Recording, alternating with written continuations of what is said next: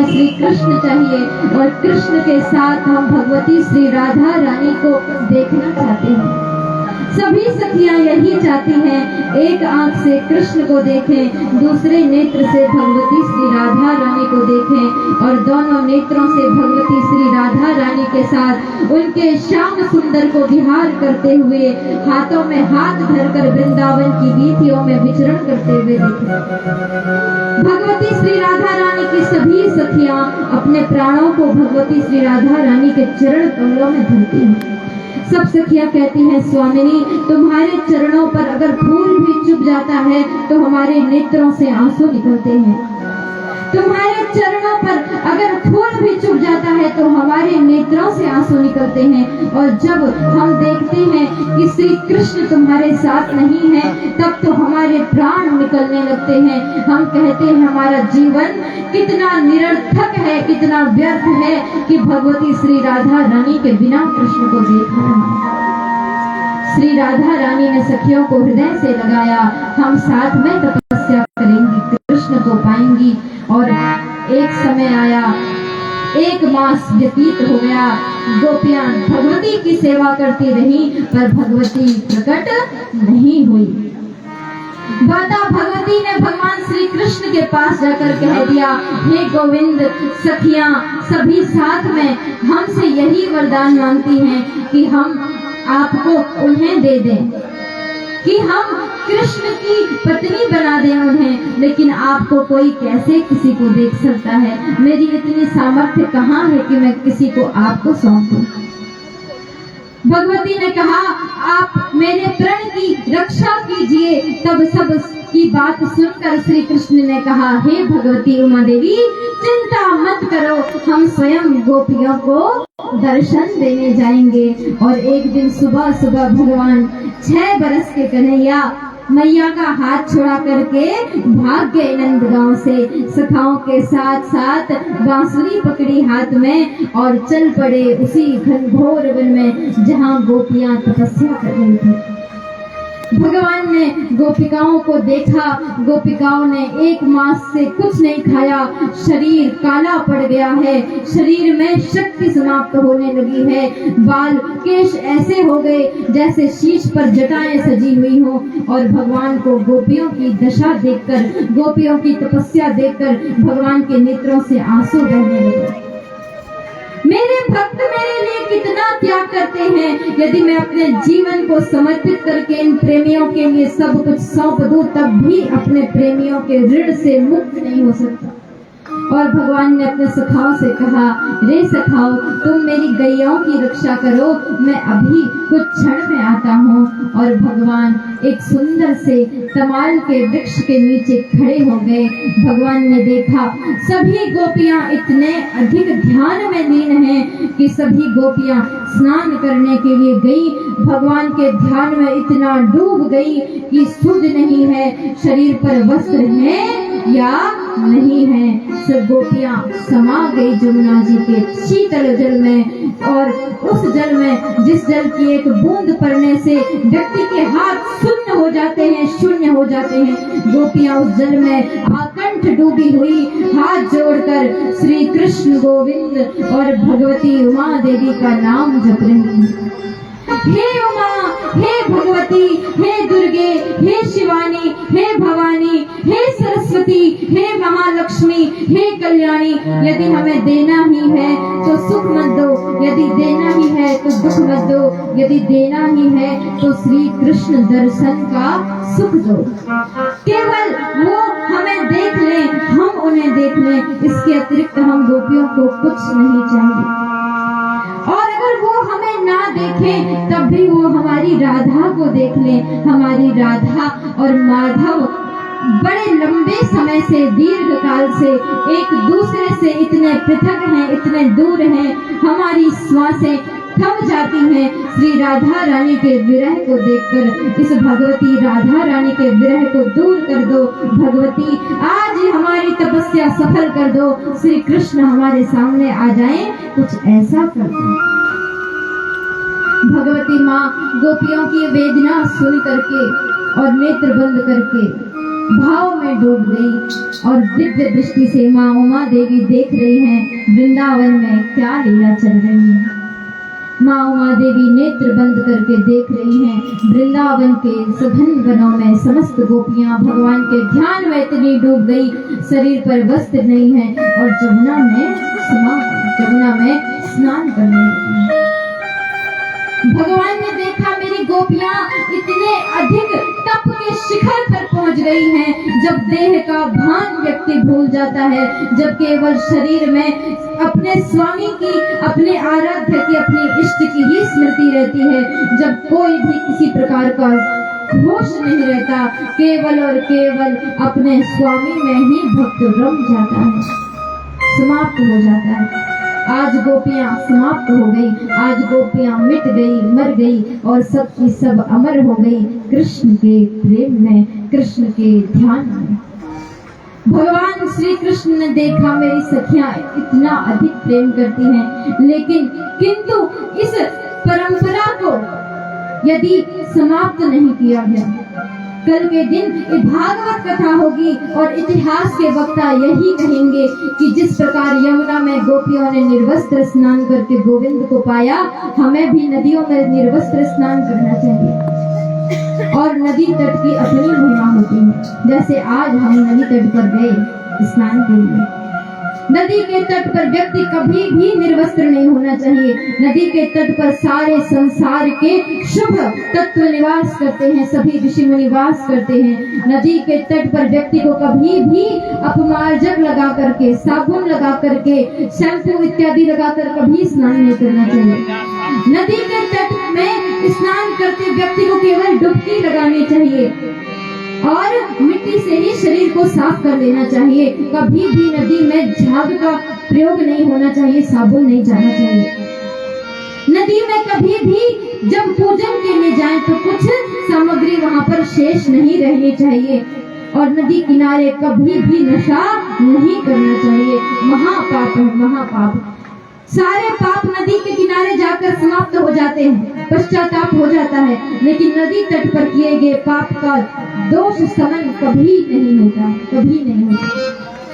और भगवती राधा रानी और सखियां प्रेम में इतनी भाव विभोर हो गई, जमुना में स्नान कर रही हैं, वस्त्रों की सुध नहीं है, वस्त्र पड़े हैं, पड़े ही रह गए। भगवती श्री राधा रानी के साथ सखियां स्नान करती रह गई। ठाकुर जी ने निश्चित किया कि कुछ ऐसा किया जाए जिससे कि गोपियां कभी भूले नहीं और इतिहास भी स्मरण रखे कि व्यक्ति को सदैव मर्यादा का ध्यान रखना चाहिए। भगवान ने वस्त्र उठाए और पेड़ के ऊपर रख दिए। दूर खड़े हो गए भगवान और नेत्र बंद कर भगवती श्री राधा रानी का ध्यान करने लगे। भगवती श्री राधा रानी ने सखियों की ओर देखा, तट पर देखा। अरे सखियों, हमारे वस्त्र कहाँ गए? हमारे कपड़े, हमारे वस्त्र कौन चुरा कर ले गया? कौन उठा कर ले गया? सभी सखियां इधर उधर देखने लगी तो तभी एक सखी ने देख लिया कि सुंदर से तमाल वृक्ष पर सुंदर से छोटे से बाल कृष्ण के चरण लटक रहे हैं। सब सखियां समझ गई कि सुंदर सा चरण हमारे यशोदा नंदन श्री कृष्ण का है और सब सखियां कहने लगी, हे श्याम सुंदर, हे मुरलीधर, हे गोपाल, हे नंद नंदन, आप तो साक्षात धर्म की मूर्ति हैं, धर्म की स्थापना करने वाले हैं। हमारे वस्त्र लेकर ऊपर क्यों चढ़ गए? हमारे वस्त्र हमें लौटा दो। आप यदि वस्त्र नहीं लौटाएंगे तो हम नंद बाबा को बता देंगे आप हमारे वस्त्र लेकर पेड़ पर चढ़ गए। ठाकुर जी ने कहा, सखियों अच्छा, वस्त्र हमने चुराए। चुराना किसे कहते हैं?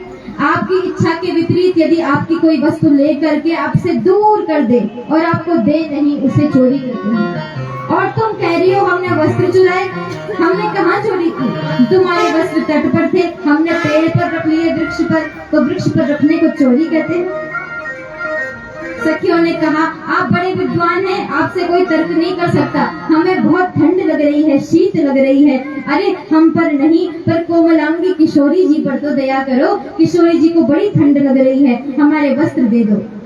भगवान ने कहा, वस्त्र दे देंगे, किंतु हाथ जोड़ करके पहले जमुना जी से क्षमा मांगो। पहले यहाँ के समस्त देवताओं से क्षमा मांगो, आकाश में सूर्य से क्षमा मांगो, चंद्र से क्षमा मांगो, क्योंकि जब तुम यहाँ पर स्नान करने आई थी निर्वस्त्र हो गई, तुमने देखा नहीं सकियो। आकाश में सूर्य थे, आकाश में चंद्र था, समस्त ग्रह तारा मंडल थे, पवन चल रही थी और यमुना जी विराजमान थी। स्थान देवता थे, ग्राम देवता थे, सबके सामने, और तुमने ऐसा विचार कैसे कर दिया कि यहाँ कोई नहीं। सखियों ने कहा, हे श्याम सुंदर, आप तो हमारे हृदय को जानते हैं, हमें आपके अतिरिक्त किसी की न याद रहती है, न किसी का भान रहता है। हम तो कण कण में आपको ही ढूंढती हैं, आपको ही देखती हैं, आपको ही खोजती हैं, इसीलिए हमें क्षमा कर दीजिए। किंतु हे श्याम, हम जानते हैं आपके ही नेत्रों में सूर्य है, आपके ही नेत्रों में चंद्र है, आपके ही रोम रोम में सारा ब्रह्मांड समाया है। हम किसी और देवता को प्रणाम नहीं करती, हम सब हाथ उठा करके आपके चरणों में नमस्कार करती हैं। हे कृष्ण, हमारा दोष समन कर दीजिए, शांत हो जाइए, क्षमा कर दीजिए। कान पकड़कर कहती हैं, आगे से भक्ति में इतना भान भी रखेंगी कि शरीर पर वस्त्र है या नहीं इसका ध्यान रखेंगी। तब कृष्ण प्रसन्न हो गए, अपने कंधे पर सखियों के वस्त्र रखकर जो वस्त्र जिस सखी का था उसे सौंप दिया, छोटे से 6 वर्ष की कन्हैया, और कहने लगे, हे मेरी भगवती गोपियों, अनंत काल तक भी तुम्हारे प्रेम का ऋण हम नहीं चुका सकेंगे, क्योंकि इस जन्म की नहीं, तुम्हारी जुगों जुगों की तपस्या है। तुम हमारे लिए जितना रोती हो, हम तुम्हारे एक एक आंसू पर अनंत कोटि ब्रह्मांड न्यौछावर कर सकते हैं, अपने आप को सौंप सकते हैं, तुम्हारा दास बना सकते हैं। किंतु भगवती गोपियों, प्रतीक्षा करो, शीघ्र शरद ऋतु आएगी, जब हम 9 वर्ष के हो जाएंगे वृंदावन में, तब महारास मंडल में सारे संसार के प्रेमी एकत्र होंगे और हमारे साथ महारास होगा। तब भगवती श्री राधा रानी सुंदर वस्त्रों को धारण करके, भगवती की पूजा करके, और भगवती माँ ने प्रकट होकर के आश्वासन दिया है, हे राधे, आपका संकल्प पूर्ण होगा, आपकी पूजा सफल हो गई। बोलिए भगवती माता की। और भक्तों, ठाकुर जी अपने सखाओं के साथ चले गए, स्वामिनी श्री राधा रानी अपनी सहेलियों के साथ चली गई, और अनंत काल तक बड़ा समय बीत गया, और तब वो सुंदर समय आ गया जब शरद पूर्णिमा आने वाली थी, शरद ऋतु आने वाली थी। उस समय सारी प्रकृति आनंद में डूबने लगी थी, और वृंदावन की गोपियां, जुगों जुगों की तरसी हुई प्रेमियां, विरहिणियां अपने सदा सदा के स्वामी से मिलने के लिए सज धज कर प्रतीक्षा करने लगी। वृंदावन में अब समस्त गोपिकाओं के हृदय में यही कौतूहल रहता है, वो दिन कब आएगा जब फिर से कृष्ण बंसी बजाएंगे और हम कृष्ण से मिलने वृंदावन के सघन वनों में भगवती श्री राधा रानी को लेकर प्रविष्ट हो जाएंगे। वो समय कब आएगा, वो समय कब आएगा। और अब गिनते गिनते प्रथमा, द्वितीया, तृतीया, चतुर्थी, पंचमी, और ऐसे करते करते वो सुंदर शरद ऋतु पूर्णिमा की रात आ गई, जब भगवान ने सुंदर से स्वरूप को धारण करके रात में भगवान उठे मैया की सैया पर से और चल पड़े। खिड़की पर देखा, आज सुंदर सा पूर्णिमा का चंद्र उदय हुआ है। भगवान ने देखा, आज प्राची दिशा ऐसी गुलाबी लग रही है मानो दीर्घ समय के बाद पतिदेव लौट कर आए हैं, और आज प्राची ने श्रृंगार किया है, अपने माथे पर सिंदूर सजाया है। चंद्र देवता प्रकट होकर के आज हाथ जोड़कर ठाकुर जी से कह रहे हैं, प्रभु हम दर्पण बन जाएंगे, आज हमारे भीतर आपके ही दर्शन होंगे। भगवान ने अपने नेत्र बंद किए और भगवती जोग माया राधा रानी का स्मरण करके कहा, हे राधे, समय आ गया, आज आपसे हमारा मिलन होने वाला है। और भगवान ने दिव्य वंशी का नाद करने का विचार किया, और सुखदेव जी महाराज कहने लगे हैं, भगवान पिता रात्रि शरदोत्फुल्ल मल्लिका वीक्षजं तुम मनुश्चक्रे योगमायामुपाश्रिता।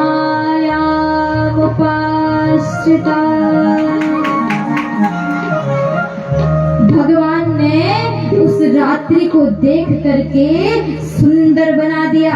जैसी कल्पना की कि वृंदावन इतना सुंदर होना चाहिए, भगवती उमा देवी ने वृंदावन को वैसे ही सजा दिया। क्योंकि आज मेरे स्वामी स्वामिनी जी के साथ नृत्य करने वाले हैं। आज भगवान इतने प्रसन्न हो गए कि जिन कन्हैया का श्रृंगार सदा मैया करती है, अपने हाथों से पायल पहनाती है, वंशी सजाती है, आज उन कृष्ण को, उन 9 बरस के कन्हैया को, बाल कृष्ण को माता जसोदा ने नहीं बल्कि साक्षात भगवान श्री कृष्ण ने स्वयं अपने हाथों श्रृंगार किया। भगवान ने चरणों पर मोटे मोटे घुंघरू बांध दिए। भगवान ने सुंदर और चांदी के रंग का कुर्ता धारण किया है और सुंदर सा अपने कमर पर सुंदर फेंट कसी है। आज भगवान ने सिर पर सुंदर सा टेढ़ा सा बड़ा मुकुट धारण किया। आज भगवान ने कानों में सुंदर से कुंडल धारण किए हैं। आज कंठ पर इतनी सुंदर माला धारण की, चरणों तक लंबी हुई श्वेत कमल के फूलों की माला धारण की है। भगवान ने अधरों पर लाली लगाई है, नेत्रों में काजल लगाया है, हाथ पर चांदी की वंशी धारण की है, मुख में पान का बीड़ा रखा है, ठोड़ी पर हीरा सजाया है और भगवान अंतर ध्यान हो गए। नंदगांव से प्रकट हो गए वृंदावन के वंशी वट पे। बोलिए वंशी वट धाम की। वृंदावन के वंशी वट पर भगवान प्रकट हो गए और भगवान ने वृंदावन के वंशी वट पर से भगवती श्री राधा रानी को पुकारने के लिए, सखियों को बुलाने के लिए, रास मंडल में सारे ब्रह्मांड के प्रेमियों को आमंत्रित करने के लिए वाम दृशा मनोहरम, बाईं ओर की नारी अर्थात अपनी राधा रानी को स्मरण करके सुंदर सी वेणु का नाद किया है।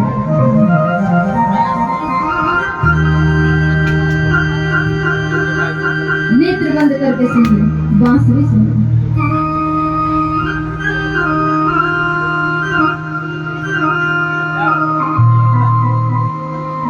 ऐसी वंशी बज रही है।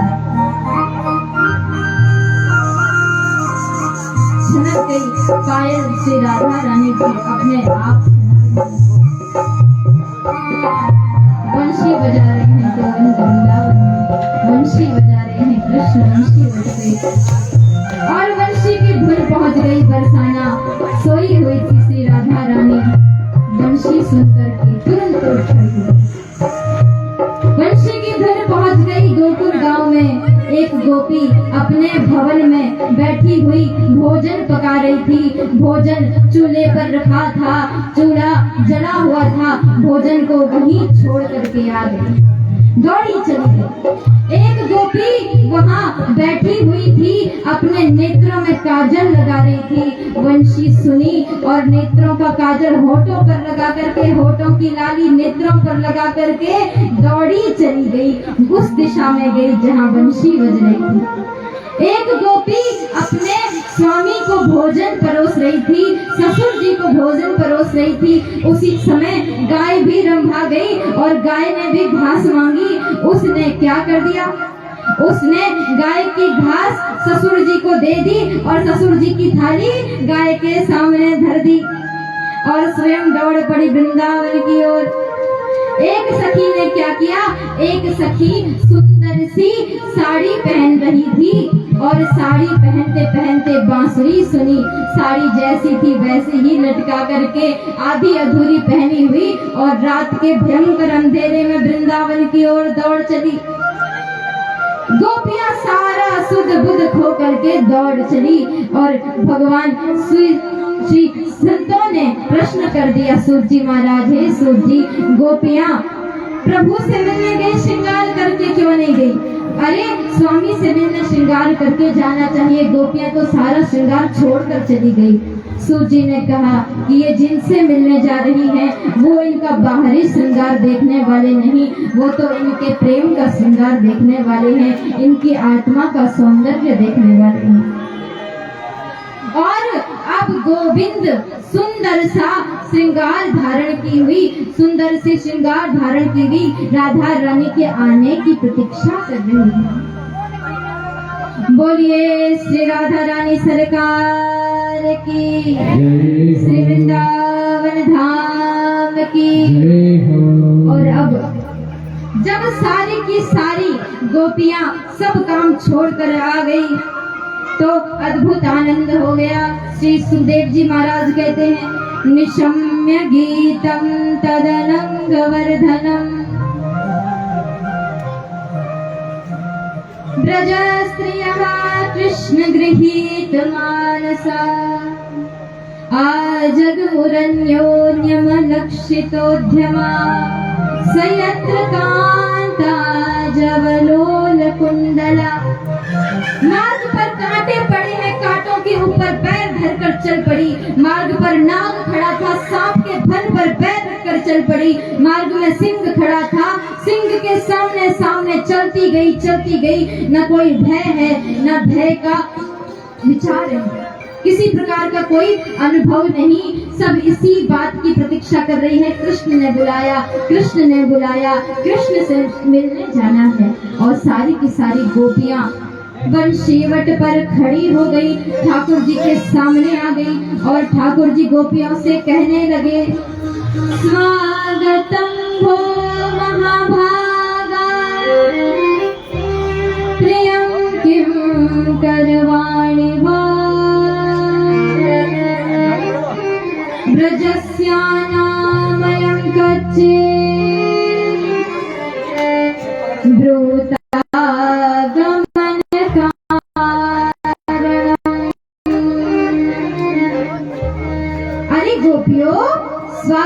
स्वागत है, आओ। कैसे आना बुआ, कैसे आई? गोपियां कुछ नहीं कह सकती। भगवान ने कहा, अच्छा चंद्रमा सजा हुआ है, शरद पूर्णिमा की रात है, सुंदर से वृंदावन को देखने आई हो। सखियों ने कुछ नहीं कहा। अच्छा तो वृंदावन देखने नहीं आई? अवश्य सासू जी ने डांट दिया होगा, तब घर छोड़कर आ गई है ना? गोपियों ने कहा, नहीं। तो फिर जब सासू जी ने भी नहीं डांटा तो फिर आना कैसे हुआ? क्या तुम मुझसे प्रेम करती हो इसीलिए आई हो?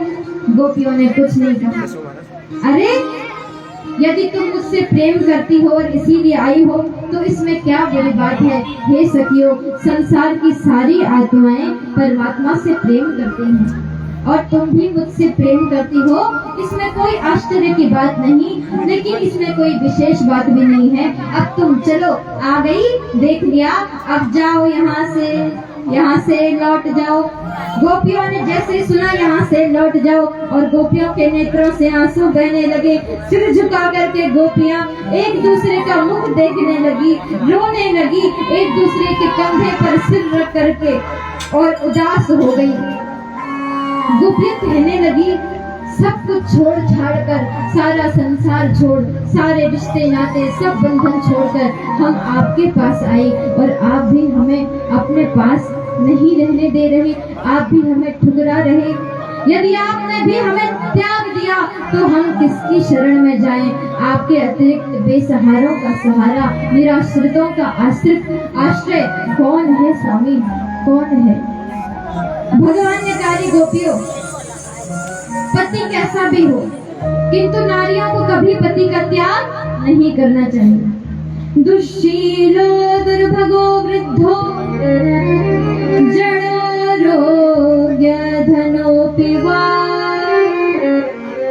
पति स्त्रीभिर्न हातव्यो लोकेप्सोभिरपातकी।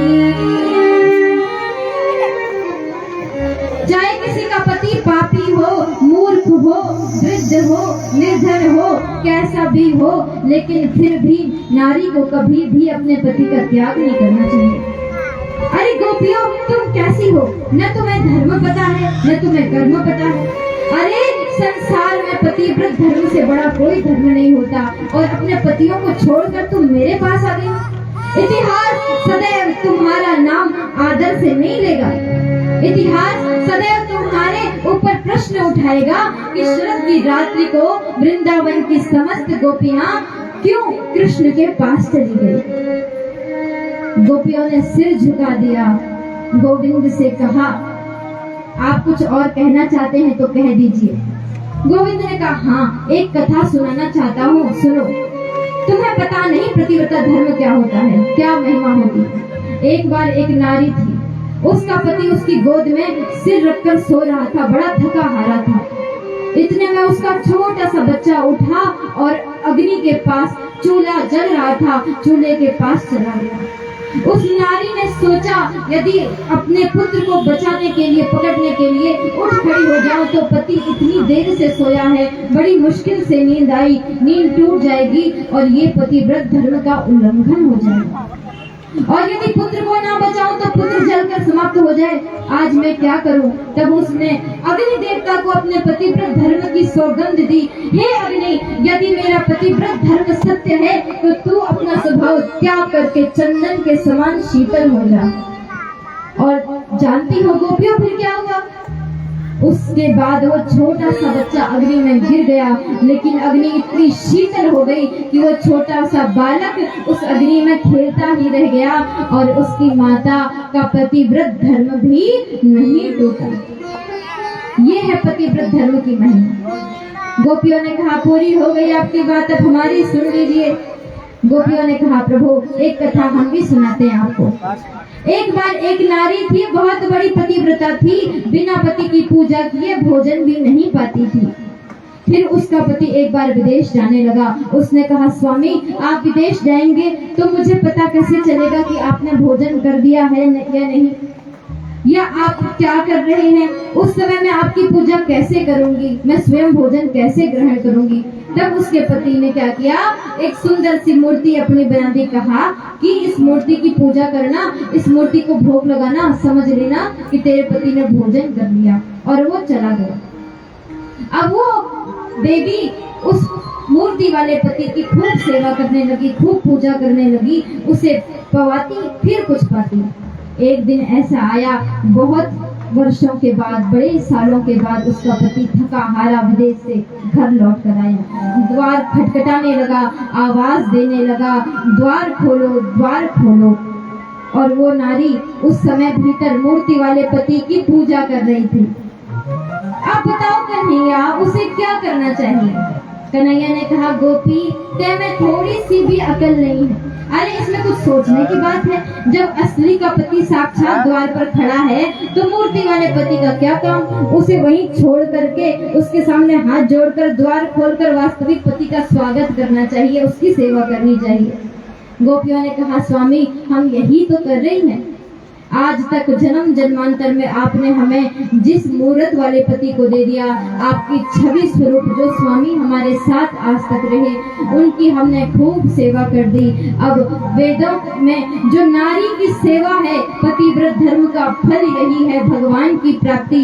आप साक्षात भगवान हैं, हमें प्राप्त हो गए हैं, तो फिर अब उन पतियों की मूर्ति का हम क्या करें? हमारे स्वामी आप साक्षात हैं और आपकी सेवा छोड़कर अब हम कहाँ जाएं, किसकी सेवा करें? और गोपियों ने जब इतनी सुंदर बात कह दी तब तो भगवान प्रसन्न हो गए। गोपियों से कुछ भी नहीं कहा और गोपियों ने भगवान की ओर देख करके प्रेम गीत गाया, प्रणय गीत गाया। गोपियां कहती हैं, स्वामी नैवं विभोर्हति भवान् गदितुं नृशंसम् संत्यज्य सर्वविषयान् तव पादमूलम् भक्ता भजास्म दुर्वा ग्रहमात्यजास्मान् देवो यथादिपुरुषो भजते मुमुक्षुम्। इस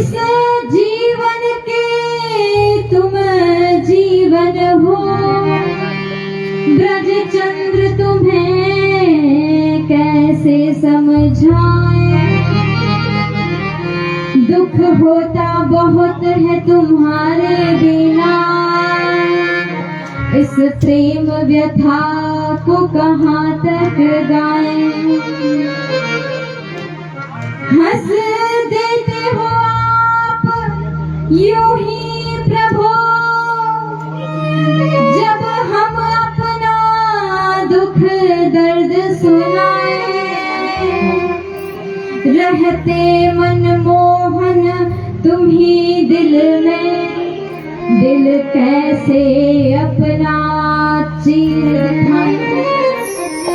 अरे इस हृदय में आप रहते हैं, हम इस हृदय को चीर कर दिखा देंगे, जैसे भगवान श्री रामचंद्र जी हनुमान जी के चित्त में हृदय में वास करते। पवन पुत्र ने अपना वक्ष विदीर्ण करके दिखा दिया। हे कृष्ण तुम कहो हम अपना वक्ष विदीर्ण करके दिखा दें। हमारे हृदय में आप और भगवती श्री राधा रानी वास करते हैं। हे कृष्ण अब तो जीत जाइए, अपने अधरों का अधरामृत हमें समर्पित करके हमें अपनी दासी स्वीकार कीजिए और हमारे जन्म जन्मांतर की तपस्या का फल हमें प्रदान कीजिए। अब तो इसी क्षण की प्रतीक्षा थी। गोपियां जब अपने हृदय की बात कह चुकी थी, इसी समय बरसाने से भगवती श्री राधा रानी रास मंडल में आई हैं और राधा रानी को आता देख भगवान श्री कृष्ण मुस्कुराकर खित खित हंसने लगे। बोलिए रास बिहारी भगवान की।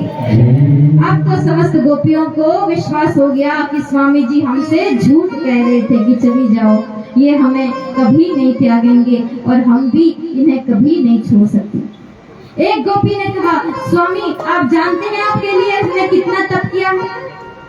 हे कृष्ण 7 प्रकार की गोपियां होती हैं भक्तों। स्वाद साधन सिद्धा, स्वयं सिद्धा, नित्य सिद्धा, गोलोक वासिनी, अवध में मिथिलापुर की रानियां, ये समस्त अनेक प्रकार की गोपियां हैं। ये गोपियां क्या हैं? जो स्वयं सिद्धा गोपियां हैं, ये भगवती श्री राधा रानी की शक्तियां हैं और इन शक्तियों की भी अपनी अपनी सखियां हैं। राधा रानी की 8 सखियां हैं, जिनमें सबसे श्रेष्ठ सखी है ललिता सखी। ललिता जी जिन्हें 10 विद्याओं 10 महाविद्याओं में से एक बाला त्रिपुरा सुंदरी कहा जाता है। जो माता त्रिपुरा बाला सुंदरी भगवती श्री राधा रानी की ज्येष्ठ सखी ललिता हैं, वो राधा रानी की छाया है। एक बार भगवती श्री राधा रानी ने गोलोक धाम में दर्पण में अपना मुख देखा और अपनी छाया को देखकर बातें करने लगी। हे छाया, हे ललिते, तुम कितनी सुंदर हो। और उस चिन्मय सच्चिदानंद धाम में वो छाया प्रकट हो गई। और इसीलिए हम कहते हैं कि या देवी सर्वभूतेषु छाया रूपे संस्थिता। तो छाया किसकी छाया? भगवती श्री राधा रानी की छाया। और भगवती श्री राधा रानी की छाया माँ जगदम्बा, माँ त्रिपुरा सुंदरी ललिता सखी के रूप में प्रकट हो गई। ये ललिता सखी के बाद विशाखा, चित्रा, इंदुलेखा, तुंग विद्या और सुदेवी, रंग देवी नामक 8 सखियां हैं। और इन 8 सखियों की भी अपनी अपनी 8 सखियां हैं। और ऐसी करते करते 8 में बढ़ते बढ़ते अनेकानेक कोटि कोटि सखियां प्रकट हो गई। कुछ सखियां होती हैं साधन सिद्धा सखियां, जैसे वृंदावन धाम में आज श्री प्रेमानंद जी महाराज हैं और वृंदावन में धाम में आज अनेकानंत संत हैं। श्री हित हरिवंश संप्रदाय के संत, श्री हरिदासी परंपरा के संत, अनेकानेक संत भगवान भगवती श्री राधा रानी ने जिनको स्वप्न में साक्षात में दिव्य मंत्र प्रदान किया है, गुरु द्वारा दिए गए मंत्र को जप कर सिद्ध करते हैं और दिव्य साधन शरीर प्राप्त करते हैं। गोपी शरीर, सखी का शरीर प्राप्त करके साक्षात इसी शरीर से वृंदावन में आज भी रास का दर्शन करते हैं। ऐसे दिव्य महापुरुषों का दर्शन मैंने भी किया है, जिन्हें साक्षात भगवती श्री राधा रानी अपना हाथ पकड़ करके रास मंडल में लेकर आती है। सत्य बात है भक्तों, सत्य बात। प्रेमानंद जी महाराज साक्षी हैं। उनकी वाणी सुनकर आपको भी तो लगता होगा कि गोपियां कैसी महान हैं। अरे ये गोपियां कैसी हैं? इतनी बड़ी ब्रह्मचारिणी तपस्विनियां हैं। एक बार जाबाली नाम के महामुनि जुगों जुगों तक जिन्होंने अन्न का सेवन नहीं किया, शीश पर भयंकर जटाजूट और चले गए घनघोर वन में ब्रह्म विद्या प्राप्त करने के लिए गए। देखा एक देवी तपस्या कर रही थी। बोला, महादेवी आप कौन हैं? उस देवी ने कहा, मैं साक्षात ब्रह्म विद्या हूँ, साक्षात महासरस्वती। और मुनि ने कहा, देवी आपको पाने के लिए तो मैं आया था, तपस्या करने वाला था, आप किसकी तपस्या कर रही? तब वो देवी ब्रह्म विद्या ने कहा, हे जाबाली मुनि, ब्रह्म विद्या के पास सब कुछ है लेकिन कृष्ण नहीं है। ब्रह्म विद्या श्री कृष्ण से मिलन का सुख पाने के लिए वृंदावन में रास मंडल में दर्शन पाने के लिए गोपी बनना चाहती है, गोपी शरीर पाने के लिए तप कर रही है। और तब जाबाली मुनि ने ब्रह्म विद्या के सामने शीश झुका करके मंत्र लिया और गोपी शरीर प्राप्त किया। कब? तपस्या की और ब्रह्मा जी के 9 कल्प के बाद वृंदावन की गोपी बने जाबाली। ऐसी ऐसी तपस्वियां गोपियां ब्रह्मा जी के 9 कल्प मतलब 9 करोड़ साल से भी अधिक समय बाद गोपी बनी। किंतु ये कलयुग धन्य है जिस कलयुग में आज वृंदावन में चले जाएंगे, नवदा भक्ति का पालन करेंगे, गुरु से मंत्र लेंगे और आप इसी शरीर से इसी जन्म में गोपी बन जाएंगे। ये गोपी बनने का मार्ग है, ये निकुंज का मार्ग है। और गोपी बनने की साधना इतनी कठिन है भक्तों, कहते हैं ललिता सखी उपासना ज्यों सिहनी को चीर कि ललिता सखी उपासना कैसी है? भगवती श्री राधा रानी की सखी बनने की उपासना इतनी भयंकर, इतनी कठोर है कि सिंह का दूध जैसे शेर के बच्चे के पेट में टिकता है या सोने के पात्र में टिकता है, वैसे ही सखी या तो वो बनेगी जिसे भगवती श्री राधा रानी चुन लेंगी और या तो वो बनेगा जिसे गुरु की लगन लगेगी, जो वृंदावन में जाकर गुरु के शरण में चले जाएगा और सखी बन जाएगा। ये सखियां भक्तों इतनी शक्तिशाली हैं, आज अगर सखी आपके सामने आ जाए, गोपियां आपके सामने आ जाए तो आप उन्हें देख भी नहीं सकते, आपका शरीर भस्म हो जाएगा उनके पेट में।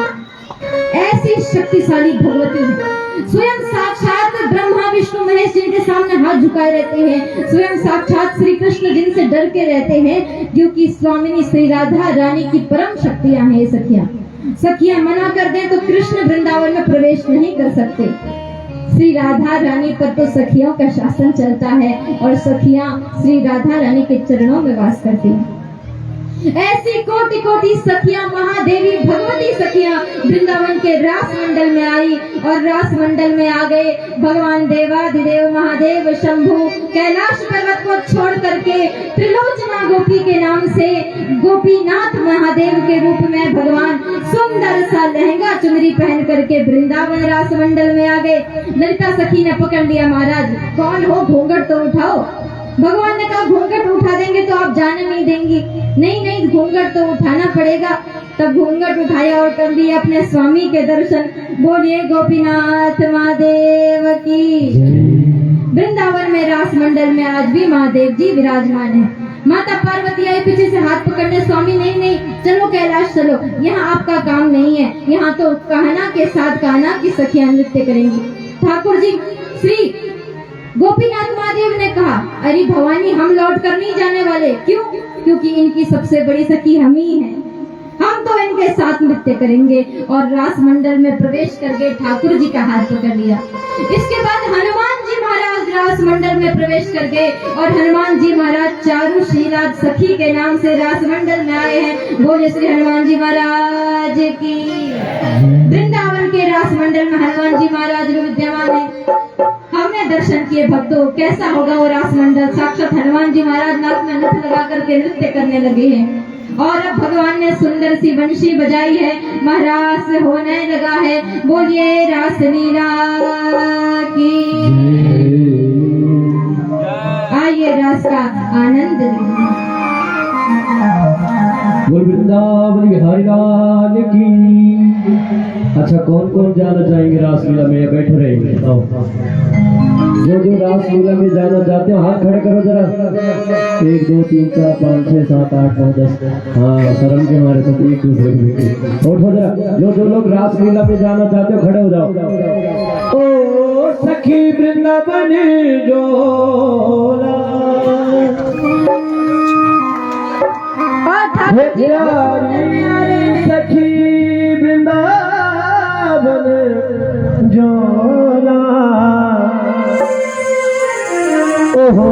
कान की बांसुरी मान चोला।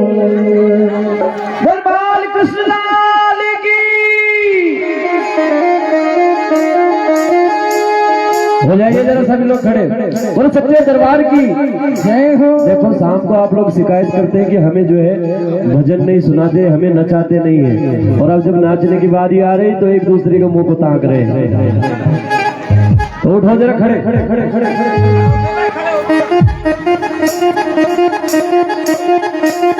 ठाकुर जी किसी को प्रणाम करेंगे आज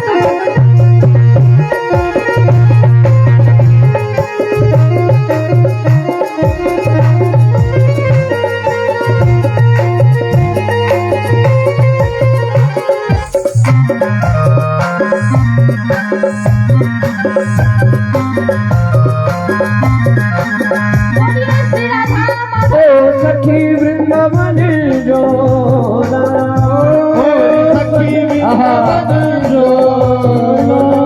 ये प्यारी सखी वृंदावन जोला, प्यारी सखी वृंदावन जोला, ओ सखी वृंदावन जोला, सखी सखी ओ सखी वृंदावन जोला, कान की बांसुरी मन चोला, कान की बांसुरी चोला, कान की बांसुरी मन चोला, कान की बांसुरी मान चोला।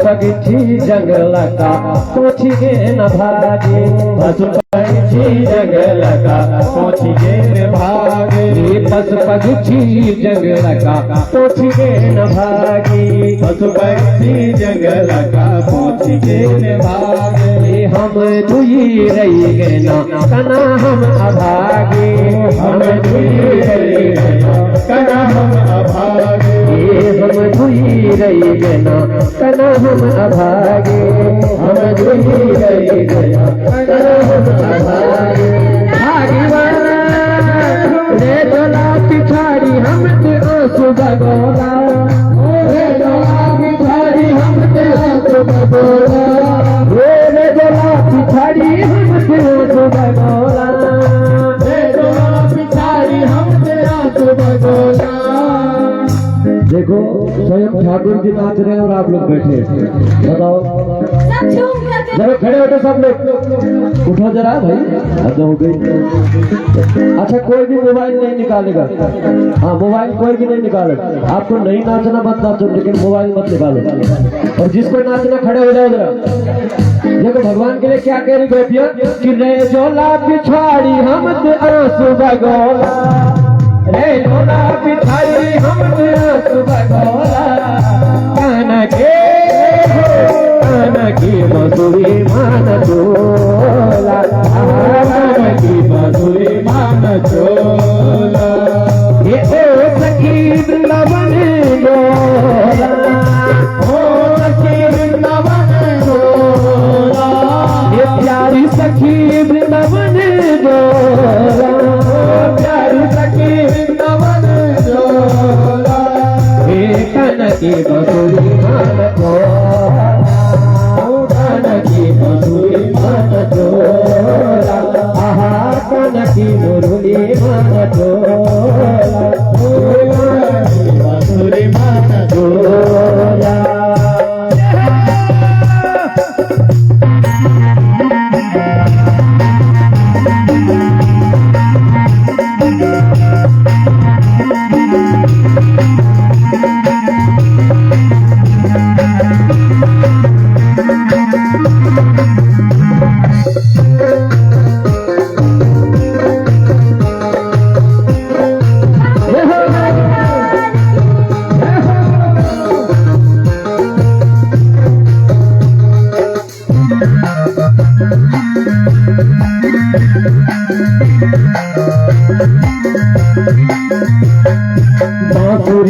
भोण सुनी निसनी रहे दो बांसुरी की भोण सुनी निसनी रहे दो बांसुरी की भोण सुनी निसनी रहे दो बांसुरी की भोण सुनी निसनी रहे दो दौड़ दौड़ मेरी गेला अब तनी सये दो दौड़ दौड़ मेरी गेला अब तनी सये दो ये दौड़ दौड़ मेरी गेला अब तनी सये दो दौड़ दौड़ मेरी गेला अब तनी सये दो काना दगड़ी वृंदावन मारा सिर चोला काना दगड़ी वृंदावन मारा सिर चोला कृष्ण दगड़ी वृंदावन मारा सिर चोला कृष्ण दगड़ी वृंदावन मारा सिर चोला कन की मधुरी मान चोला कन की मधुरी मान चोला सखी वृंदावन जोला सखी वृंदावन जोला प्यारी सखी वृंदावन जोला सखी वृंदावन जोला कन की मधुरी मान चोला कन की मधुरी मान चोला